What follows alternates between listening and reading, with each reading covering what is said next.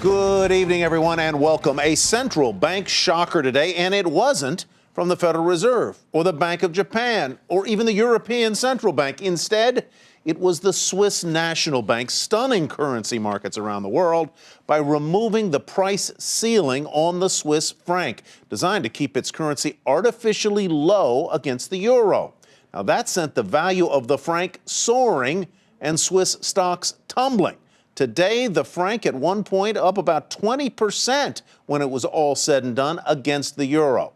Now, the defensive move comes ahead of an expected announcement from the ECB's Mario Draghi next week of a massive Eurozone quantitative easing plan, like the one we've had here in the U.S. for the past few years. That would weaken the euro, sending investors flooding into the franc.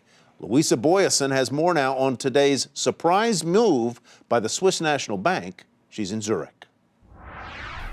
A Swiss shock. There's simply no other way of describing what took place here on the Swiss markets today. The Swiss National Bank coming through and surprising everybody by deciding to scrap a cap that's been in place, preventing the Swiss franc from appreciating above a certain level towards the euro. At the same time, they took interest rates even further into negative territory. We're now looking at a deposit rate of minus 0.75%. So both those things causing massive market turmoil. You had the main Swiss index, the SMI, down by more than 10% at one point, unprecedented levels. It closed down by more than 8.5%, and we saw it being led lower by the big banks here, off by some 10%. Julius Baer, UBS, for example, these big banks trading lower.